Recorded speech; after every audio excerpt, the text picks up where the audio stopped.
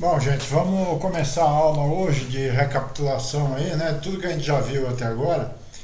Mas antes, a principal coisa que a gente tem que conhecer aqui seriam esses conceitos básicos aí de pressão, né? Esse que chegou até essa lei de Pascal, tá? Só que até chegar em Pascal, isso aí a gente tá falando em 1400 e amarrava cachorro com linguiça, mais ou menos. Então, até chegar em Pascal, teve muita água que passou por baixo do rio, né? E depois de Pascal também, tá? Só que todo esse conhecimento foi conhecido, porra, em 1400, foi antes da descoberta do Brasil, cara. Então a gente, de repente, a gente tinha que estar na ponta da língua. Esse conceito de pressão deveria ser muito bem conhecido por todos nós aí, né? E assim, uma coisa eu vou comentar com vocês. Pressão é uma grandeza física, né? Que está presente no mundo inteiro, tá? Mas assim, eu vou falar para vocês, tem muito pedreiro que conhece muito mais de pressão do que muito engenheiro formado aí em faculdades aí, viu? Porque assim, o pedreiro, ele, quando ele vai consertar um telhado, ele tem o cuidado de colocar uma prancha em cima do telhado, né? Porque ele sabe que se colocar a prancha lá, ele não vai cair para baixo, né? E também para pegar nível, né? Nivelar uma coisa com a outra, e pega e enche uma mangueirinha de água, né? E ele consegue ver o nível das coisas, né? Isso é tudo, funciona. É claro que tem pedreiro aí que nunca nem escutou essa palavra. Não, escutar pressão sim, né? Mas assim, muito pedreiro não sabe o que é na parte de conhecimento, o que é pressão. Mas um pedreiro, ele utiliza isso aí muito bem, tá? Então a gente vai falar um pouquinho mais disso aí. Para isso, gente, eu vou pegar esse arquivo aqui que eu tenho. Esse arquivo aqui, na verdade, foi um livro que eu fiz, mas eu não consegui editá-lo ainda, tá? É um livro que fala sobre pneumática, né? Mas assim, a gente só vai pegar algumas partes que a gente vai usar aqui, que é a parte de conceitos, né? Do que é pressão, tá? Então assim, ó, tem umas coisas escritas aqui que contam um pouquinho da história da pressão. Tá mais ou menos assim, ó. Olha só o que eu escrevi aqui. O homem utilizava o ar desde os primórdios da evolução humana, né? E talvez tenha sido um fator crucial para a socialização e o desenvolvimento humano. Imagine o homem primitivo que, ao ver uma chama e, por sua enorme curiosidade, ele foi tocá-la com o seu dedo. A chama, é claro, queimou o seu dedo. E ele foi lá e colocou o dedo na boca, né? Para quê? Para diminuir a dor, né? E é claro, ele foi soprar o dedo. Na hora que ele soprou o dedo, aliás, o assopro, eu não sei, os alunos que eu tive me falaram que o elefante consegue assoprar, né? Talvez, né? Legal. Mas eu desconheço animais que conseguem fazer assoprar, né? E aí, o que ele fez? Ele assoprou o dedo e lá atrás estava a chama. E a hora que ele assoprou, ele viu que a chama aumentou. Pô, o que ele conseguiu com isso? Ele conseguiu dominar o fogo.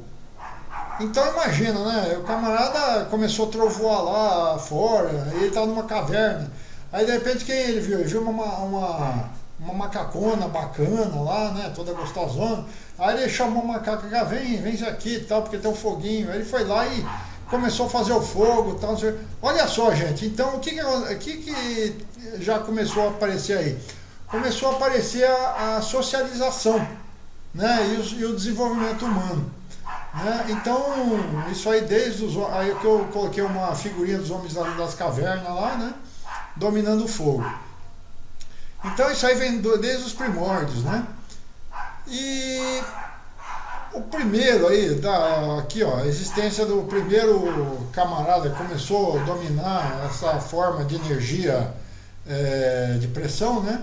Foi os atomistas Hemócrito e Epírico, né, e pelos mecânicos gregos Filon de Bizâncio e Herão de Alexandria. Isso são como que eu vou dizer, são o que foi documentado, né, a famosa Alexandria, né.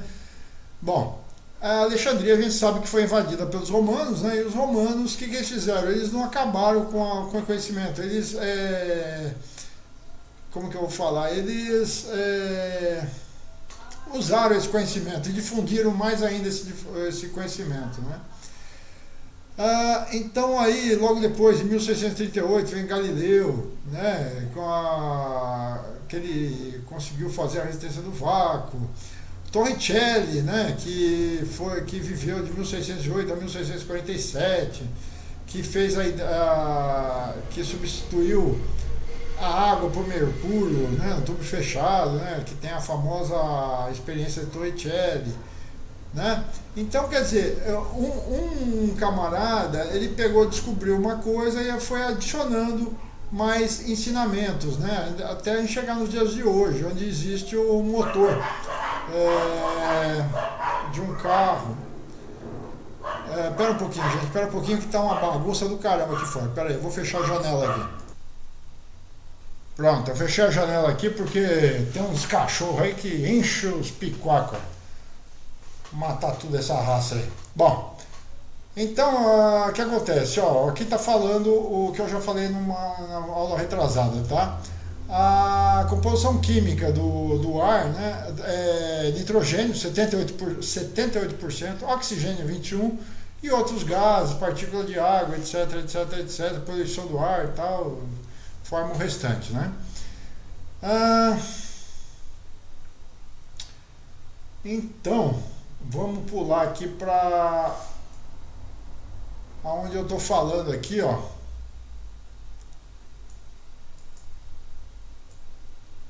Bom, então aqui, eu estou falando do início da utilização do ar comprimido.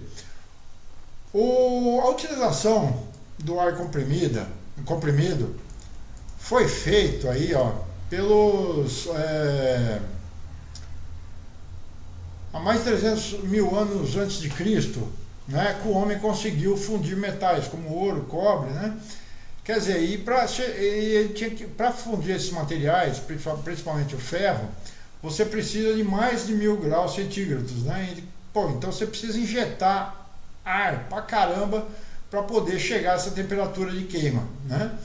E isso aí já se usava já há 3 mil anos antes de Cristo, né? Então aqui eu peguei umas ilustração aí na internet que mostra, né, o camarada usando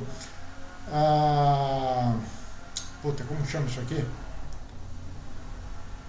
O fole, né, usando um fole, e para cunhar as espadas, né, para fazer o aço, você precisava, então tá aqui, ó, 795 depois de Cristo, os japoneses já dominavam a arte de produção do aço, né, que era onde eles faziam aquelas espadas, né, que chama katana, né,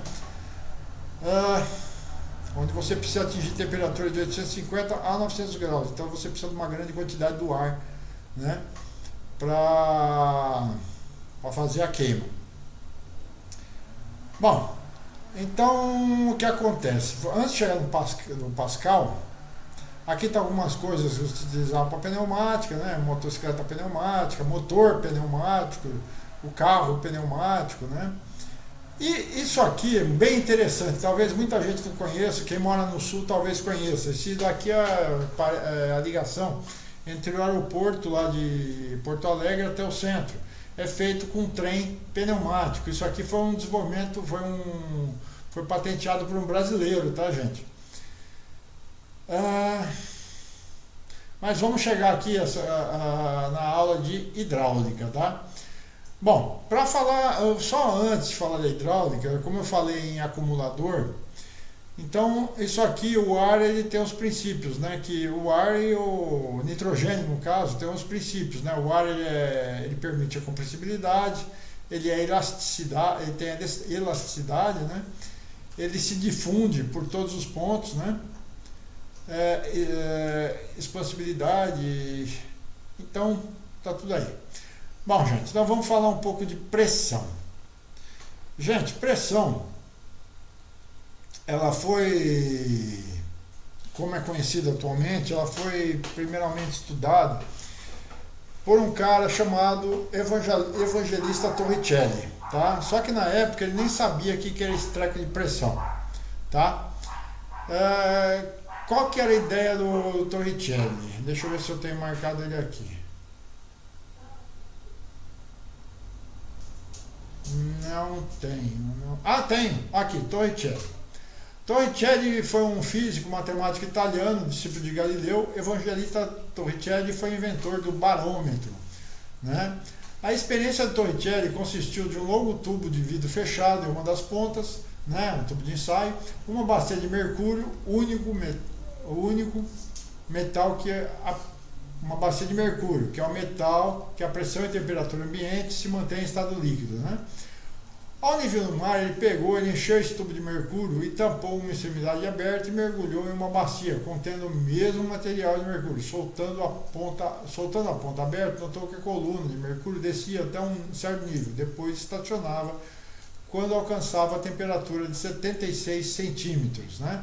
É por isso que tem aquela medida onde fala 760 milímetros de Hg. Hg é o símbolo químico do mercúrio, que é igual a um Torricelli, que é igual a 14,7 psi, que é igual a 1 kg na força por centímetro quadrado, etc, etc, etc. Então aqui é a experiência do Torricelli, tá? E, gente, naquele tempo dele, estava vivendo no tempo do feudalismo, né? Naquele tempo onde o camarada, se inventasse alguma coisa, o pessoal fazia a fogueira dele, né? Queimava ele igual um churrasquinho, porque falava que o sujeito era bruxo, né? Então foi um tempo, desde a queda do Império Romano, historicamente falando, desde a queda do Império Romano até a época dos descobrimentos, né? O mundo ficou praticamente, foi perdido 1000 anos na história humana, né? Porque nada se inventou. Se alguém inventasse alguma coisa naquele tempo lá, o camarada era feito o churrasquinho dele. E olha isso aqui, o cara era não era padre, ele fazia parte do clero, né? Então, quer dizer, ele não teve esse problema aí de ser queimado como churrasquinho, mas olha lá, hein? Bom, logo depois veio um francês chamado Blaise Pascal, que pegou tudo que o Torricelli desenvolveu, né, do que ele descobriu de pressão, e o Blaise Pascal veio e ele partiu da ideia do Torricelli, e ele descobriu que um fluido é tudo que não é sólido, tá?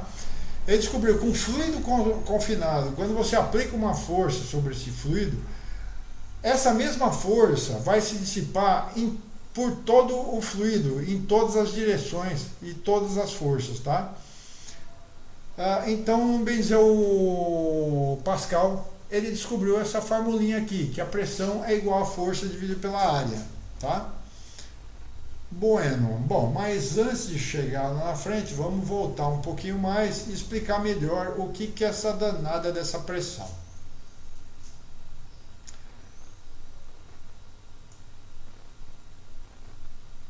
Aqui, gente, vamos lá. Vocês nunca se perguntaram por que o balão... Peraí, lei dos gases... Tá aqui. Né? Primeira coisa, não sei se todo mundo sabe disso aqui, mas o ar pesa, viu? O ar tem peso, tá? E aqui está a prova. O balão, por que o balão sobe? O balão sobe porque, primeira coisa, você aquece o ar que vai ficar dentro dele. Então, o ar aquecido, as moléculas, lembra que eu falei para vocês como que é a característica das moléculas? Se você pudesse ver as moléculas, você ia verificar que as moléculas de ar estão em constante movimento por todo o espaço aquela circunda, né? Então o que acontece? No balão, se você está aquecendo o ar, a molécula do ar, conforme vocês estão vendo aqui, ó, que é a parte de dentro do balão e aqui é a parte de fora, você vai ver que as moléculas elas vão estar mais espaçadas umas das outras, né? E o lado externo, as moléculas vão estar mais pertinho, tá?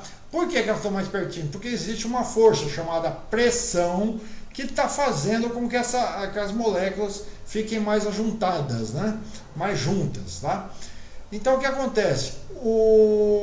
Por essa razão, a molécula, o balão sobe porque ele vai querer encontrar na parte externa o mesmo que ocorre dentro interno dele. Então por isso que ele sobe, porque a molécula a grandes altitudes vai estar desse jeitão aqui, ok? Então vamos lá, está aqui um gráficozinho, tá? Onde mostra as altitudes e as pressões, né? Então você tem a altitude desde 0 até 10.000 metros. Então aqui você tem as pressões equivalentes. Reparem aqui, ó, que ao nível do mar você tem a pressão de 1,033 kg/força por centímetro quadrado de pressão. À medida que você vai subindo, essa pressão vai acontecendo o quê? Ela vai diminuindo. Pô, por que isso aí? Olha assim, olha o que eu escrevi aqui. Nós, brasileiros e amantes do futebol, sabemos bem o que é isso. Principalmente quando existe um jogo de futebol entre a nossa seleção e um time lá da Cordilheira dos Andes, onde o campo adversário fica a grandes altitudes. O jogador brasileiro reclama que para respirar é mais difícil e a bola alcança velocidades bem maiores. Se bem que o inverso também é verdade. Nossos adversários também devem sentir a influência geográfica também, né? Quando eles vêm jogar aqui. Ora, o ar em altitudes elevadas não está exposto à mesma atmosfera que estamos aqui, praticamente ao nível do mar. Lá está exposto a uma atmosfera menor, logo as moléculas de ar estão mais espaçadas umas das outras, resultando menor resistência do ar e mais dificuldade do corpo humano em obter o oxigênio. Tá? Então é mais ou menos aqui, gente. Aqui. Olha a minha mãozinha aqui. Aqui eu estou no nível do mar, eu tenho essa pressão atmosférica aqui. Por que a pressão atmosférica é bem mais alta? Tá? Já quando a gente sobe numa montanha a 10.000 metros, que nem está o exemplo aqui, ó, a pressão só vai ser de 0, sei lá, aqui não está falando 10.000 metros, aqui está vendo? Está diminuindo a pressão. Então, porque você vai ter uma área de pressão menor, tá? Outra coisa falando pressão. Aqui o conceito físico, né? Pressão é uma força aplicada em uma unidade de área, tá? Tá, então vamos lá. Aí tem eu fui buscar na história aqui o acidente que teve do submarino soviético Kursk, né? No ano 2000, em agosto de 2000, tá? Por que que os marinheiros lá teve um problema submarino? Porque os marinheiros navios que eu tive saíram nadando de lá. Pô, ele matou 118 homens, né? E assim,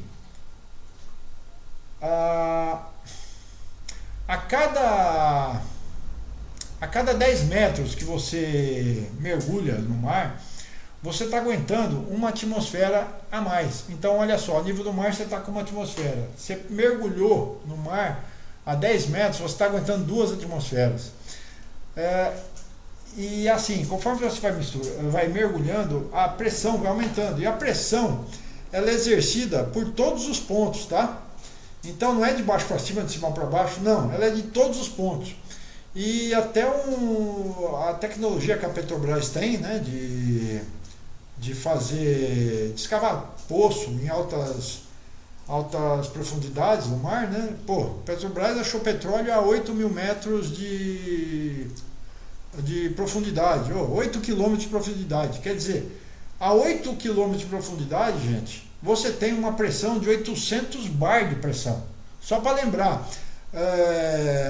quando você coloca lá no pneu do seu carro uma pressão de 30 libras, né, você nada mais está colocando uma pressão de 30 psi, ou seja, uma pressão quase de 2 bar. Se a gente pegar que uma atmosfera ela vale 14,7, vai aproximadamente 15, então 2 bar vai ser aproximadamente 30 psi. Então você coloca no pneu do seu carro 2 bar de pressão. Olha só, lá no fundo do mar, na Petrobras, pô, a pressão está chegando a 800 bar de pressão. Então, gente, olha só, é mais uma coisa, né, para vocês terem conhecimento. Um dia que você, final de semana, se vocês quiserem, ou vocês quiserem pegar a pressão de ar da rede de uma indústria, que é aproximadamente 6 bar, para encher o pneu dos seus carros, toma cuidado, porque lá na indústria você está com uma pressão de 6 bar, e a pressão que o pneu do seu carro admite é de 2, tá? Então toma cuidado com isso aí, tá? Bom, então aqui eu contei uma historiazinha do Kursk, né? E beleza. Então tá aqui as unidades, né? Que uma atmosfera vale aproximadamente 760 mm de Hg, lembrando da experiência do Torricelli, que vale 101,3 Pascal, que é igual a 1 bar, que é 14,7 PSI, que é o libra-força por polegada quadrada, e a 100,33 MCA. MCA a gente já deve ter visto em bombas centrífugas, né? Se você for olhar no decalque de bomba centrífuga, você vai descobrir o que quer dizer você vai ter MCA, pressão em MCA, né? Então MCA é metro de coluna d'água, tá? Então é isso aí, tá? Voltando aqui para a apresentação de hidráulica. Então, gente, aqui o que o Pascal ele descobriu? Ele descobriu que a pressão exercida em um ponto qualquer de um líquido estático é a mesma em todas as direções e exerce forças iguais em áreas iguais, tá? Então tá aqui a explicação, né? Quem gosta de visitar Alambique para comprar uma cachaçinha sabe muito bem o que é isso aí, né? Porque Alambique você tem a mania de se pegar e querer encher a garrafa até o talo, né? Porque você está pagando a garrafão, né? Então você vai querer o máximo, nada dá uma dosinha a mais ali, né? Então o que acontece? O cara enche até a boca. Só que aí o camarada do Alambique fala, ó, não enche até a boca não, senão vai estourar o garrafão. O cara, que isso, o cara tá querendo, não tá querendo vender cachaça pra mim, né? Tá chorando lá, porque sabe que eu vou colocar mais cachaça, né? Eu sou mais esperto, então não vou nem ouvir ele. O que o camarada faz? Ele pega e bate a rolha. Na hora que ele bate a rolha, ele vai perceber que o pé dele vai encher de cachaça, né? Por quê? Porque vai arregaçar o fundo do garrafão, tá? E por causa disso aí mesmo. Aqui você tem uma área e uma força. Essa força vai se dissipar igualmente por todos os trechos, não é isso? Onde você tem uma área maior? Justamente no fundo. Então a mesma força aqui, ela vai ser, aqui você vai gerar uma pressão. E essa pressão vai ser igual em todos os pontos. Na hora que você dá uma porradinha aqui, por conta dessa área, o fundo desse garrafão aí vai te abrir. Então aqui ele está explicando, ó, se ele aplica uma força de 10 kg na rolha de 1 cm², tá? Você vai gerar uma pressão aqui dentro. Essa pressão vai ser, se o fundo da garrafa tiver 20 cm², né? Essa pressão ela vai gerar uma força de 200 kg força no fundo da garrafa. Então a garrafa vai estourar, tá? Isso aqui é uma transparência que eu peguei aqui emprestada da Parker. Deixa eu ver se tem alguma coisa interessante aqui. Não, vamos para frente. Vamos para frente, que isso aqui é para encher linguiça. Aqui é bom falar, ó, tá vendo? Um bar é aproximadamente 1 kg força por centímetro², que é aproximadamente 1 atmosfera, que é aproximadamente 14,7 libras, que é o PSI. Aqui a gente tem o circuito básico hidráulico, aqui a gente tem uma ilustração, tá? Lá na frente a gente vai ver mais isso aí. E agora, vamos, como essa aula é uma aula de recordação, né? Vamos estudar isso aqui, ó. Isso aqui é o meu reservatório de óleo, tá? Minha unidade hidráulica. Gente, a unidade hidráulica vamos estudar primeiro porque eu acho que é o principal, é a principal coisa que a gente tem que determinar, tem que calcular, determinar, tem que conhecer Para quê? Porque se você fizer algum erro aqui na unidade hidráulica, você vai gerar um erro, ou vai multiplicar esse erro por todo o seu sistema hidráulico, tá? Então, isso aqui você precisa fazer muito bem feito, tá? Vamos lá. A unidade hidráulica, a principal função da unidade hidráulica é justamente o quê? É você guardar o óleo, né? É um lugar onde o óleo vai ficar, guardado lá, tá? Primeira coisa, gente, não, segunda coisa, né? Primeira coisa é guardar o óleo. Segunda coisa importante, a gente vai listar um monte de funções para reservatório de óleo, tá? Mas assim, a gente vai, eu vou perder a numeração disso aí, né? Mas eu vou tentar aqui deixar pronto falar todas as coisas que você deve abrir o olho para essa caixa de óleo aqui, tá? Bom, primeira coisa, esse negócio aqui, ó, tá vendo isso aqui? Isso aqui é o filtro de ar, o respiro. Muita gente vai confundir o filtro de ar com a tampa. Na unidade, no reservatório não tem aquele lugar para você abrir o reservatório, geralmente tem uma peneirinha dentro, onde você vai encher o reservatório com óleo, completar o reservatório com seu óleo. Então, aquilo lá não é tampa, gente. Aquilo lá é um filtro de ar, tá? É um respiro. Se você tirar a tampa e virar ela, olhar no fundo da tampa, você vai verificar que tem um monte de furinho em volta. E você vai ter um material que vai filtrar o ar. Então o que acontece? Você tem que deixar o reservatório aberto, porque dentro do reservatório você tem que deixar entrar a pressão atmosférica. Então você tem que deixar o ar entrar. Só que você não pode deixar entrar impureza, que a gente vai ver logo mais. Então o que acontece? Você tem esse filtro de ar que é justamente que vai fazer essa função aí de deixar entrar o ar no reservatório. Bom, a propósito, como eu estou falando já disso de deixar entrar o ar no reservatório, imagina que você tenha uma garrafa você vai beber uma Coca-Cola na garrafa, tá? Então o que acontece? Você mete um canudinho lá e a hora que você vai beber a Coca-Cola, você suga a Coca-Cola para um canudinho.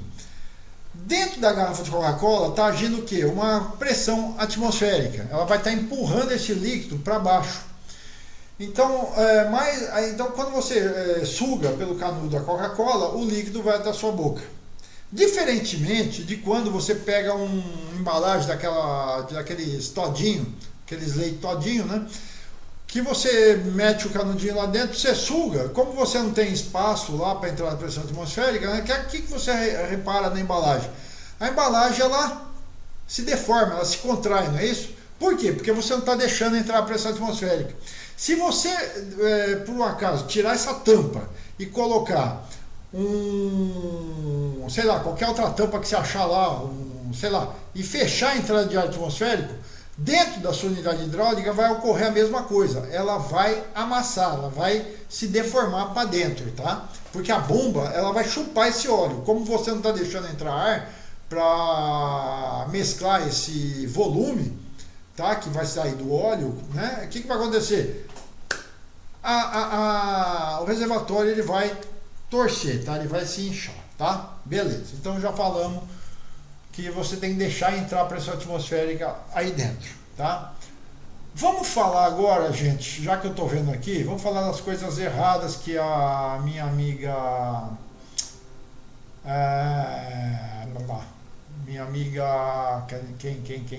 quem fez isso aqui mesmo? Minha amiga Parker fez errado, tá? Olha só, aqui, olha o jeito que ela desenhou a linha de dreno. Gente, a linha de dreno ela tem que estar abaixo do nível do fluido.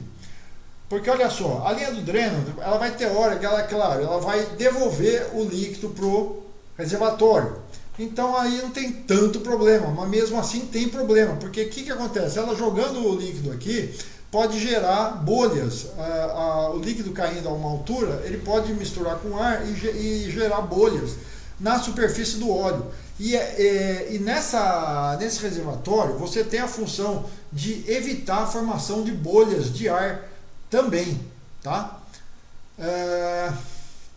Então, e outra coisa, a linha de dreno, todo sistema hidráulico ele é composto de óleo, tá? Você nunca vai ter dentro do seu sistema de óleo, seu sistema hidráulico, você vai ter ar com óleo, tá? Você sempre vai ter óleo, você tem a válvula cartucho, de um lado você vai ter óleo e de outro óleo também, você não vai ter óleo e ar, tá? Então, você liga essa outra parte para movimentar o carretel, tá? Você liga na linha de dreno.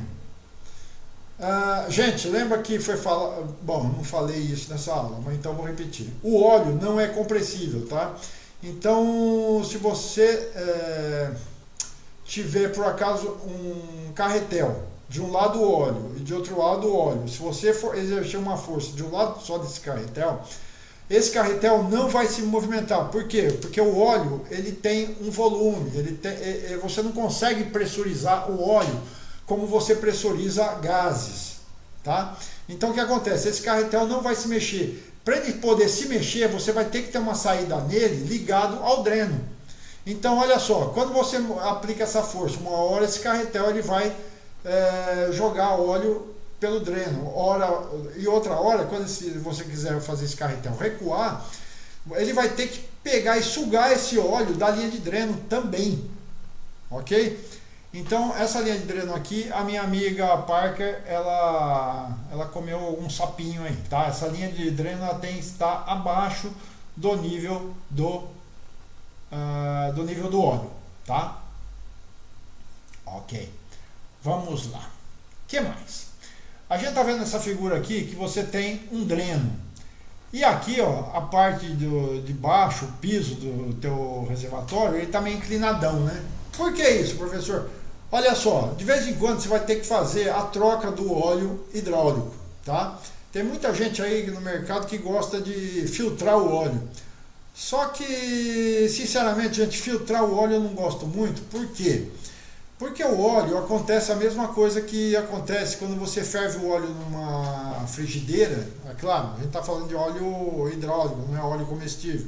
Mas acontece uma coisa parecida. Quando você aquece muito o óleo, você perde as qualidades químicas nesse óleo, tá? Logo mais a gente vai ver que o óleo é composto de uma quantidade muito grande de química, tá? Tem detergente, tem ponto de anilina, tem um monte de coisa lá, tá? O óleo ele é um derivado do petróleo, só que para se tornar óleo hidráulico, o pessoal da indústria coloca aditivos nesse óleo para que ele funcione bacana como óleo hidráulico. Isso aí a gente vai ver logo mais, tá? Então, o que acontece? Quando você só filtra, você não vai devolver o óleo as características químicas iniciais, tá?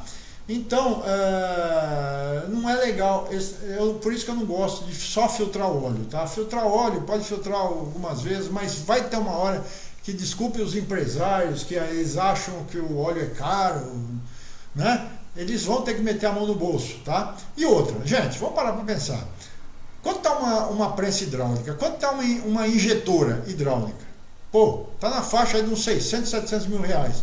Pô, o cara tá chorando para comprar uns 2, 3 galões de óleo. Pô, um galão de óleo tá, eu comprei esses dias aí, deve estar 30 mil reais, 30 cruzeiro, 30 real. Então, pera aí, né, gente? E outra, ele tá com uma máquina caríssima. Ele tem que cuidar de filtro, tem que cuidar da máquina. Porque, se ele pisar na bola com a máquina vai começar a dar problema, não tem jeito. A gente está falando de coisa mecânica, tá? Então, se tratar mal, vai dar problema, tá?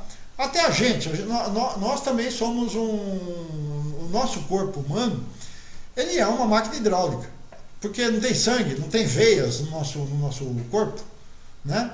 Então, gente, o nosso corpo é hidráulico. Se a gente começar a meter muita cachaça, muito cigarro, muito fumo, uns baseados dentro do nosso corpo, você sabe que o seu corpo vai abrir o bico antes do tempo, tá? Nosso corpo aí está preparado para quê? 100, 100, 120 anos, 100 anos, não sei.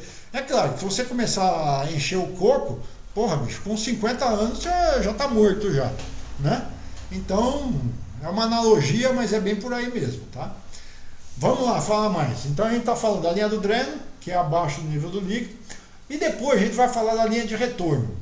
Linha de retorno, gente, é o seguinte: o óleo, a bomba está puxando o óleo aqui, ele vai usar o óleo aqui, e depois você vai devolver esse óleo para o teu reservatório. Você não vai pegar esse óleo e jogar no piso da fábrica. Você vai, né?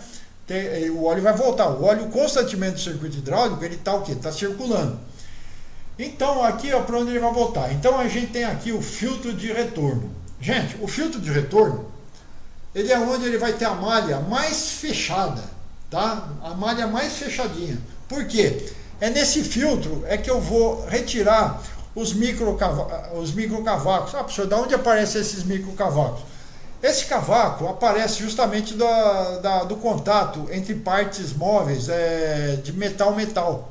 Ó, metal-metal, a gente tem que pode ocorrer contato metal-metal dentro do êmbolo do cilindro com a camisa do cilindro.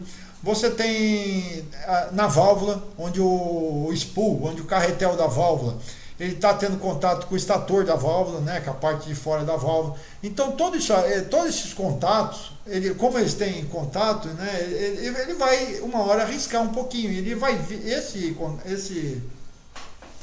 esse microcavaco, gente, estou falando microcavaco porque aqui você vai ter o tamanho desses microcavacos vai ser em torno de 8 microns, tá? Só para dar uma adiantada, o limite de visão de olho nu, do olho humano, é de 30, parece que é 30 microns. Então, 8 microns é o tamanho de uma bactéria. Então, você não vai estar vendo isso aí. Então, mas isso aí você vai ter que filtrar no teu sistema hidráulico. Você não vai poder deixar isso aí circular, porque se circular, ele vai gerar um problema maior lá na frente. Depois eu vou botar um vídeo aqui, aliás, eu já postei esse vídeo, né? Para vocês lembrarem bem como que é isso aí, tá? Bom, vamos voltar a falar da linha de retorno. A linha de retorno aqui, ó, a gente falou do filtro. Então, olha só, a linha de retorno, a gente vai fazer um corte nela, em forma de meia cana, direcionando o fluxo do óleo contra a parede do reservatório. Por quê? Esse óleo aqui, ele vai voltar com impureza, ele vai voltar com umidade, água, né? Ele vai voltar com partícula de ar, ele vai voltar com água, ar e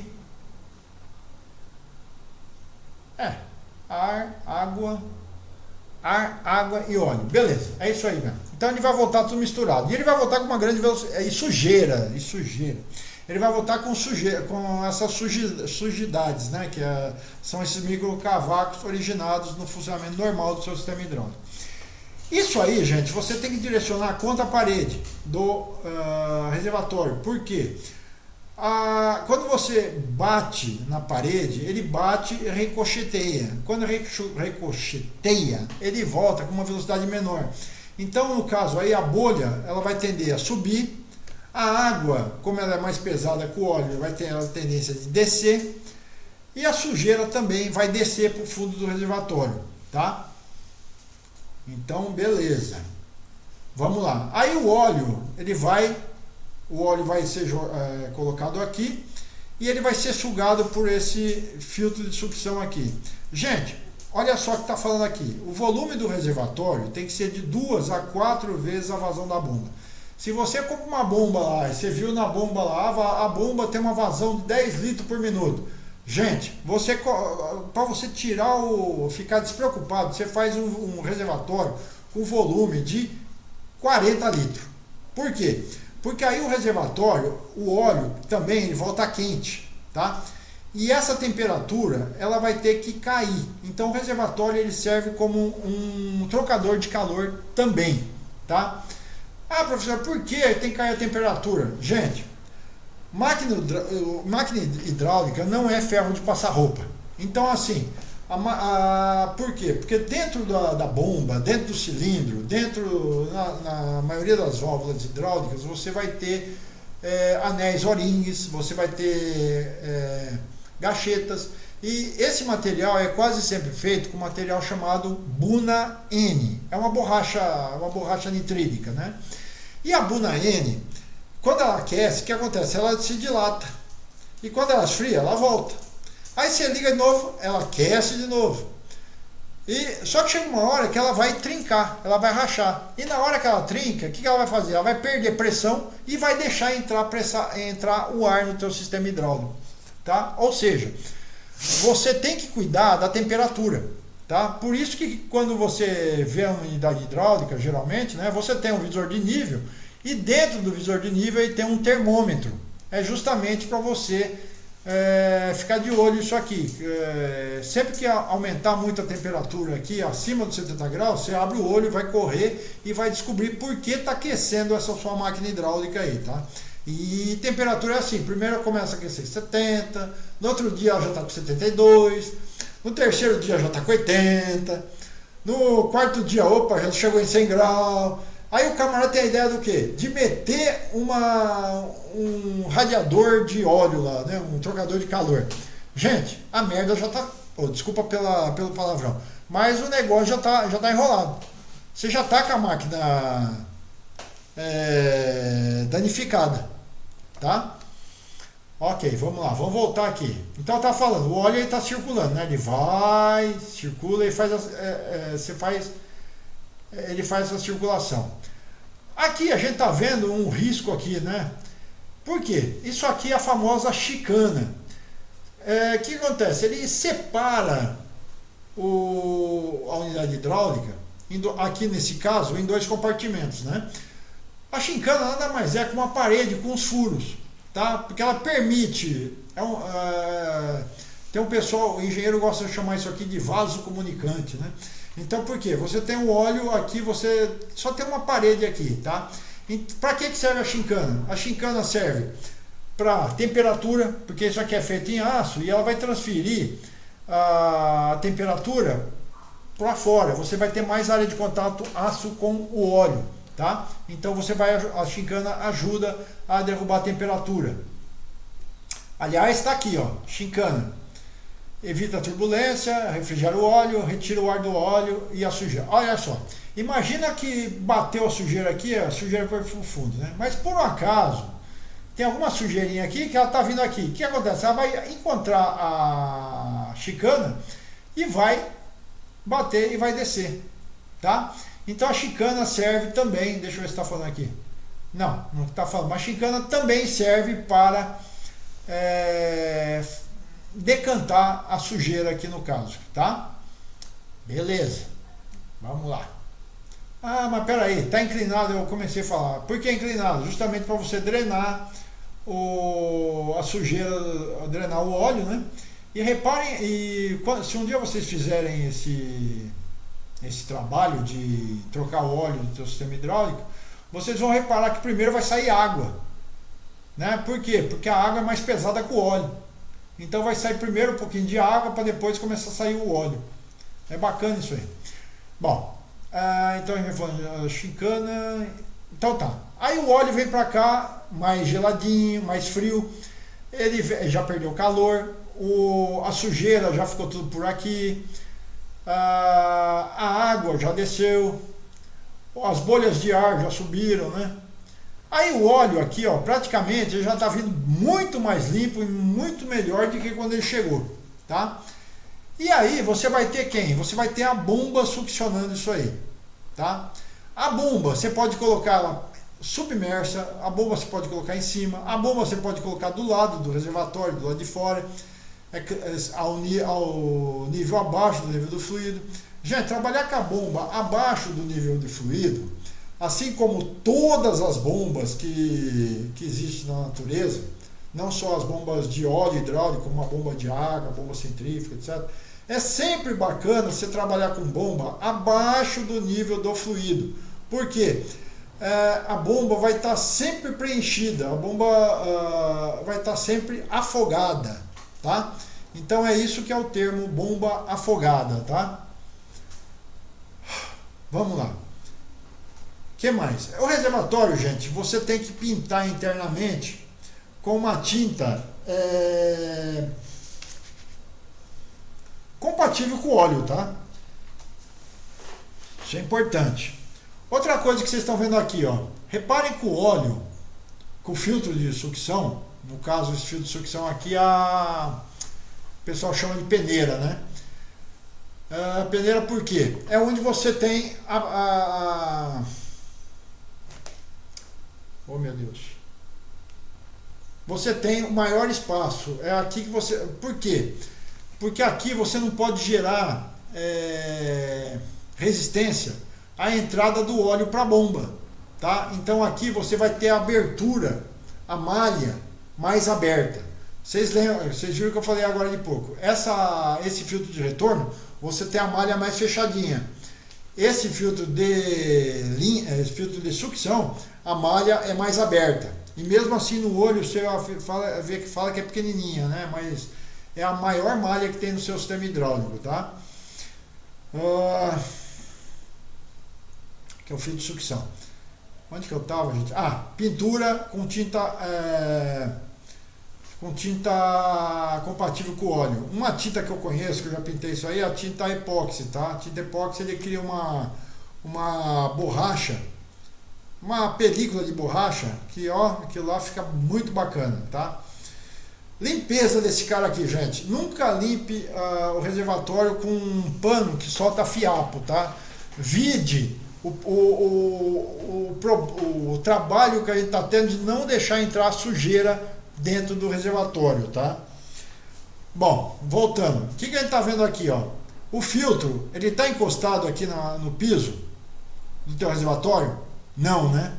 Gente, a ideia é sempre você deixar, no mínimo, cadê a régua? Régua.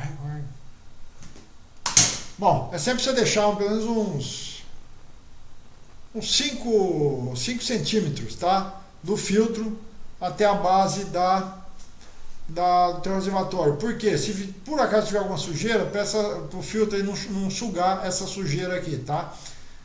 E não ficar a sujeira parada lá na malha, na peneira no teu filtro de sucção, tá? Outra coisa, gente, esse nível de óleo aqui, para quê? Para você sempre estar visualizando o nível. Olha só, imagina que esse nível do óleo, se ele abaixar muito, ele ficar quase aqui na iminência de... Fica com o espaço de cima do teu filtro de sucção. Não vai acontecer aquilo que acontece, que quando a gente vai escovar os dentes de manhã, a gente repara que solta água lá, a gente não repara que faz um rodamuinho na pia. Então, isso é chamado vórtice, tá? Então, o que acontece? No teu reservatório, se abaixar muito o nível, vai acontecer o vórtice.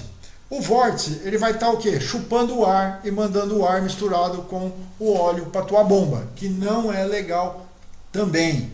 Isso pode ocasionar um fenômeno físico chamado cavitação.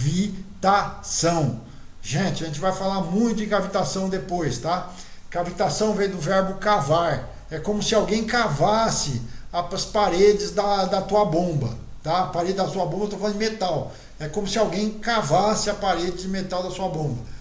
Isso demora, professor, para acontecer? Não demora não. Isso é de um dia para o outro, tá? É muito rápido acontecer cavitação. E cavitação você ouve pelo barulho da bomba. A bomba, o barulho dela é assim, ó. Eu vou tentar mostrar para vocês. É assim, ó. É um barulho contínuo. É um barulhinho chato, mas é contínuo. Se ela começar... É como se fosse pipoca estourando na panela, tá? Um barulho estranho. Para a bomba, desliga a máquina e vai atrás de colocar mais óleo, ou então ver se esse filtro aqui está entupido, e vai descobrir por que a bomba está cavitando, tá? Porque se a bomba cavitar... Só uma coisa, vamos imaginar que a bomba cavite, tá? A bomba está cavitando. O que vai acontecer? Ela vai jogar a partícula de metal para a linha. Essa partícula de metal, ela vai entrar nas válvulas direcionais, ela vai entrar nas válvulas de pressão, ela vai entrar nas válvulas de fluxo. Esses cavacos, né, eles vão entrar dentro do cilindro. E cada lugar que ele entrar, ele vai arregaçar mais essa peça. Então, a bomba cavitou, a tua máquina hidráulica se você demorar muito para resolver, você vai jogar sua máquina hidráulica fora. Você vai jogar fora mesmo, tá? Porque você vai ter que trocar praticamente todo o seu sistema hidráulico por causa de um barulhinho que você poderia ter resolvido no projeto e na percepção de cavitação antes de acontecer todos esses problemas, tá? Ok.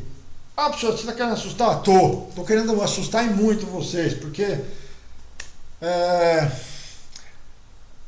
gente, desculpa, eu vou falar o português claro. Muita gente que vai assistir aqui já trabalha com hidráulica, mas eu vou falar uma coisa para vocês. Muitos conhecem hidráulica, mas existem pouquíssimos mecânicos hidráulicos, tá? Muitos mexem com hidráulico, mas existem pouquíssimos mecânicos hidráulicos, tá? Que saibam, que conheçam tudo isso que eu estou falando aqui, tá? Vamos lá. Aliás, não foi isso que eu falei, não. Isso aí quem falou foi um camarada chamado engenheiro Antônio Carlos Palmieri, que foi o mesmo cara que escreveu esse livrinho aqui, tá bom? Que eu tive o prazer de conhecê-lo. Bom, o que mais, gente? Deixa eu ver o que mais. A chincana está desenhado uma. Gente, quanto mais chincanas, você pode colocar quantas chincanas tu colocar aqui dentro, tá? Então o reservatório vai ser responsável também por fazer a precipitação de impurezas e o ar, fazer com que o ar suba, tá? E aí no reservatório você vai ter o respiro, né? Você tem o filtro de sucção, você vai ter o termômetro com o visor de nível, você vai ter aberturas que são os bocais de inspeção. E também, gente, você pode colocar aqui também, pode colocar não, e quase sempre o pessoal coloca, ímãs, tá? São magnetos, justamente. A partícula que volta as partículas que voltam junto com o óleo aqui, não são metálicas. Se você tiver ímã, o que o ímã vai fazer? O ímã vai grudar essas partículas aí, tá? E vai prender essas partículas para elas não te voltar para o teu sistema hidráulico, ok? Professor, me fala para nós agora, em quanto tempo você tem que trocar? O senhor falou no começo da aula, né, que você gosta mais de trocar o óleo do que filtrar. Em quanto tempo eu troco o óleo do meu sistema hidráulico? Você tem que trocar o óleo do teu sistema hidráulico de acordo com o que determina o fabricante da máquina, tá? Mas a máquina é velha, não tem isso aí. Então eu vou explicar para vocês, tá? Se você tiver um nível de trabalho leve, sem contaminantes, você vai trocar o óleo a cada 1.500 a 2.000 horas, tá? Se você tiver um ciclo de trabalho leve, mas com contaminação, ou ciclo de trabalho pesado, sem contaminantes, você vai diminuir esse tempo para 1.000 ou a 1.500 horas, tá? Agora, se você tiver um ciclo de trabalho pesado e com contaminante, exemplo, máquina retroescavadeira, né? Você vai trocar esse óleo a cada de 500 a 1.000 horas de trabalho, tá bem? Professor, e qual o procedimento para trocar o óleo? O procedimento você espera, que eu vou tratar disso quando a gente comentar de bombas hidráulicas, tá? Deixa eu ver só se eu esqueci de falar mais uma coisa, porque o filme já está dando 1 hora.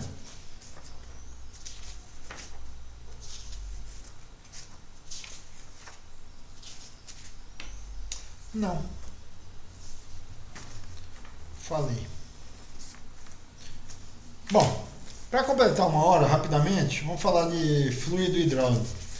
Gente, fluido hidráulico é um óleo derivado de petróleo. Esse óleo, ele possui algumas características, já que quando você tira ele lá é um subproduto do petróleo, um produto é gasolina, outro é, sei lá, tem vários produtos, um é asfalto, né? Tem vários produtos do óleo, tá? Então, assim, o óleo, ele possui uma viscosidade, tá? Essa viscosidade é o óleo mais fino ou o óleo mais grosso. É um óleo, o óleo ele pode ser mais ralo ou um óleo mais grosso, né? Então, isso aí você tem que dar uma atenção para a viscosidade do óleo, tá? Exemplo, você tem uma máquina que você importou lá dos Estados Unidos ou da Europa. Lá você tem um clima temperado. Aqui no Brasil nós temos um clima tropical. Então você tem que atentar para esse índice para esse problema de viscosidade da sua máquina, tá? Aqui a máquina hidráulica ela aquece mais do que na Europa ou nos Estados Unidos, onde você tem um clima temperado, tá? Então você tem que tomar cuidado com isso aí. Você tem colocar aditivos que vai permitir a anti-emulsificação, tá?